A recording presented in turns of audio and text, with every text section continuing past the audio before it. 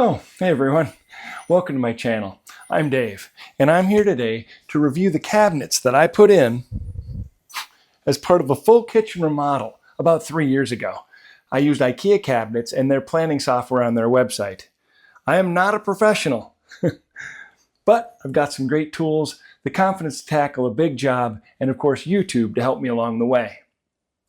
Now, this video is not going to be a how-to video. It's more of an inspirational video. I wish I knew ahead of time when I was planning it to kind of give you the idea when you're planning your kitchen on some great ideas and what to do. If you are looking for a great resource on how-to videos, I found a video channel called kitchenbyrannes. I'm not affiliated with him at all, but I found that he's got great videos, no nonsense teaching. When I needed help, I could comment and he would get back to me right away with some valuable tips to get my project done right. The rest of this video is going to be a slideshow with me voicing over. And again, I'm going to tell you all the things I wish I'd known at the start. Thanks for watching. Here we go. This is our original kitchen. And we had spent approximately a year thinking about this remodel and researching different ideas and design options before we even started the renovation process. And now, here's our new kitchen. One thing I highly recommend is knowing your kitchen layout before you go to the in-person planner at IKEA. Before we went, we did all of our measuring and we spent some time with the software at our home computer and then double-checked all the measurements. The exact size floor plan and possible layout changes and options will come in handy when you're at the store. And don't forget to note the window and door and any lighting locations that aren't going to be changing. This will help you when centering the cabinets in the space. All right, entering the design and idea phase of the plan for our kitchen. We went to IKEA's website, the kitchen planner section, and as you can see here, we can set up the room however you want. Paint the walls, different floors, different cabinets, even put in placeholder appliances. Well, here in our initial plan, we on the left side have the upper cabinets going all the way to the ceiling because we were going to remove the soffits.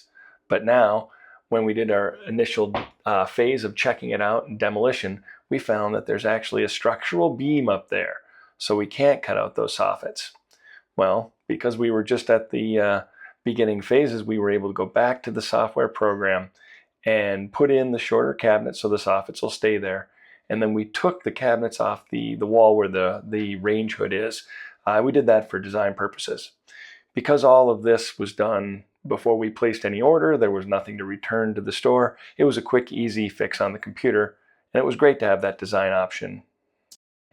We also decided during the early demo parts of this project that we were going to remove this doorway and the wall area to the right of it to open up the kitchen to the dining room. That wasn't in our original plan, but as we're cutting through stuff, it just made sense. We then had to move some electrical and get that over into the wall. Just mention this in case that's something you can do. Don't be afraid to open up your space a little bit more. What it actually ended up doing was giving us a little bit more room on that wall for cabinets. It was only about an inch, but that 1 inch really mattered. And you can see that in the software here. The bottom here has the different layouts, the top view, side views, etc. And then here's the of my kitchen. On the top upper right section there, the far right, that's a cleaning cabinet. Well, and here it is when I went to put it in. Well, I have about 4 inches on the side. Well, originally in my plan, it was only going to be about 3 or just under 3. So I had to put this 15-inch cabinet in. But now that I was able to move everything to the left, I had room to put in the next size. And, well, every inch matters in a cabinet like that. So IKEA had this great return policy where even if that cabinet's been put together already, you can bring it back, return it, and exchange it towards the next size. So I was able to put an 18-inch wide cabinet in that space, and that's really helped for storage. Another time that great return policy came into play was with this base cabinet to the right of the oven. Originally in our plan, the only cabinet that we could fit there was a 9-inch narrow cabinet with very limited storage options. But remember, at the start of this installation process, we opened up the doorway on the right, which then allowed us to add a little bit more wall on the left side of that door frame, just enough to make this 12-inch cabinet fit flush with the opening. So it was great to be able to return an already assembled cabinet to IKEA and get the one that was perfect for that space. And as you can see, the cabinets are now balanced on both sides of the oven, and it has a lot more storage space.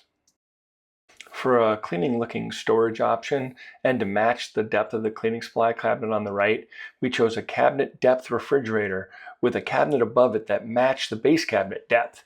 And as you can see here on the side, it matched up nice and neat. And that top cabinet is really deep and high, so we store a lot of lightweight items like paper towel, napkins, etc. up there. The things we need to access less frequently, and we just keep a step stool nearby. Before I get into the part about our specific favorite cabinets, I wanted to just stress the importance of the in-person meeting with the kitchen designer at IKEA. The website kitchen software at home was great, but the meeting with the pro at the store was crucial. We met in person twice. The first time was early on to make sure we understood how the software worked, and then also to walk around the store and see all the different options that were available. Things I didn't even think I wanted, I found and decided I did. And then, of course, the final time, right before the order was placed, to make sure we hadn't missed anything. Okay, now on to some of our favorite cabinets and features of the new kitchen. And first up is this center island. We came up with the idea to put two of identical cabinets next to each other, but flip one of them so they're facing different directions. The side that faces the refrigerator has food storage containers, plastic wrap, and like a decorative towel. And the other side, facing the sink, has a junk drawer, garbage and recycling setup, and a dish towel. Now the junk drawer is great because it's so good to have those tools quick at hand, and the garbage and recycling drawers worked out better than I thought.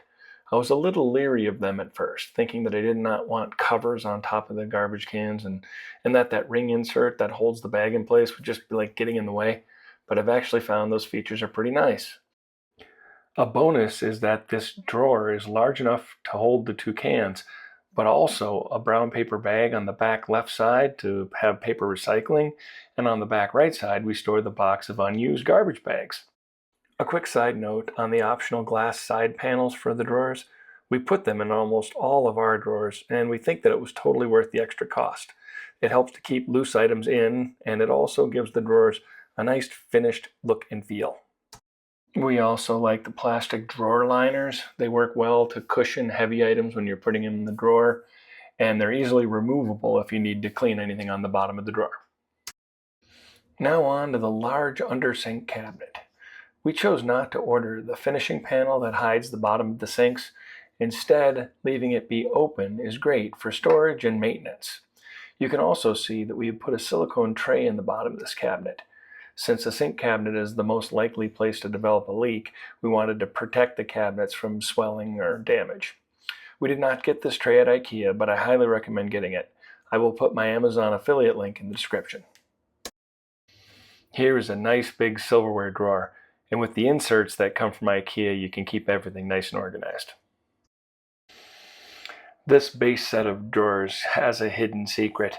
One of them has a hidden drawer. We like the idea of keeping that overall look of 3 on the left, 3 on the right, 2 in the middle, but that upper left one is special because there's a hidden drawer in it. We didn't put hidden drawers everywhere because we figured that'd get in the way, but here we've turned this drawer into a spice drawer. As you can see, when you pull it open, the bottom comes all the way out, the top stays closed. In the bottom we have all our regularly used everyday spices, and when you have to go to that special rare spice, we slide it out and it's in that top drawer. If you look carefully, you'll see there's a gray mat underneath those spices. That's to prevent them from rolling back and forth. That gray mat, again, we couldn't get from IKEA, so I will put my Amazon affiliate link in the description. Here are a couple other accessories we bought while we were at IKEA. Love the magnetic knife holder as well as the bar and hooks to hang measuring cups. Great to have those things quick at hand. We appreciate the under cabinet lighting, both for the utility when cooking as well as ambiance in the evening. We connected them to smart outlets that I installed during the renovation. We're very happy with being able to set them to come on automatically with the sunset and turn off at about bedtime. We can easily control them from the smart home app or a smart speaker. We don't even need to use the remote control that came with the system. There are many smart plugs that you can choose from. I found that TP-Link is my favorite. I put a link in the description if you're interested in getting one of those.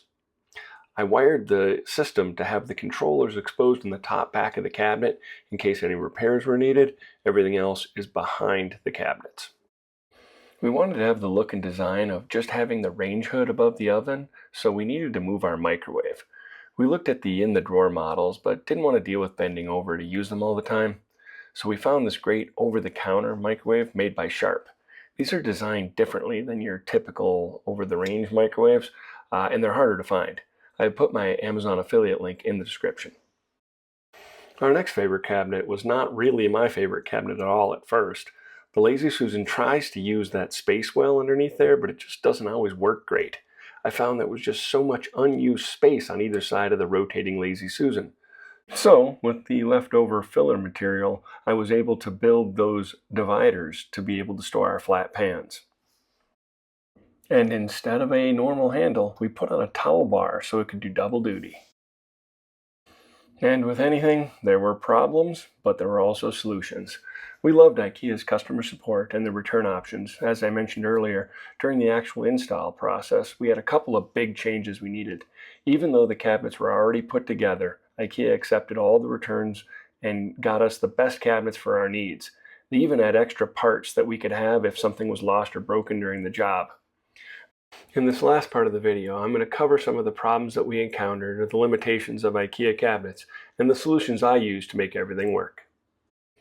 IKEA cabinets come standard with a 110-degree hinge opening, and that's fine for most cabinet doors, but for some situations you may want more or less of a door swing.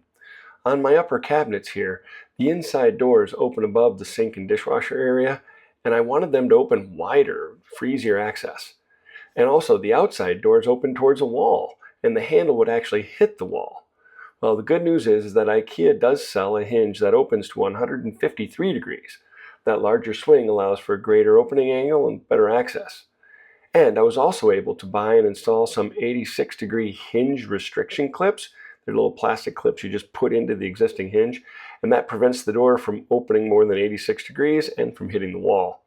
I found those clips on Amazon. I'll put my affiliate link in the description. Another minor problem we had was with the toe kick end cap. The toe kick, if it goes between wall to wall or appliance and wall, it was no problem. But on that center island, every time we'd sweep or mop around it, if you brushed it, it would pop right off. It must have happened 50 times before I finally hot glued it in place. Now it's fine.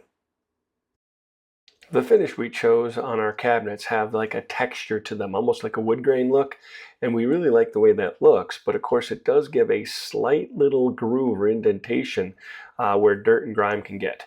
We have been able to clean them up no problem, but we're wondering about the long-term durability of scrubbing that section. Well, but so far so good. Our handle choice may make that situation worse because we're almost always touching the actual door when we're opening the cabinet.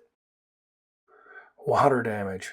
Well, here's a problem that we have not had. This isn't my photo, but I've heard about this problem and I found this photo online. I am concerned that if the cabinet does get excessive water, it could swell up and cause issues.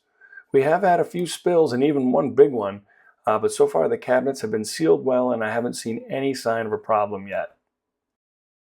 The last thing I wish I could have done better was this gap between the cabinets and the ceiling in this photo.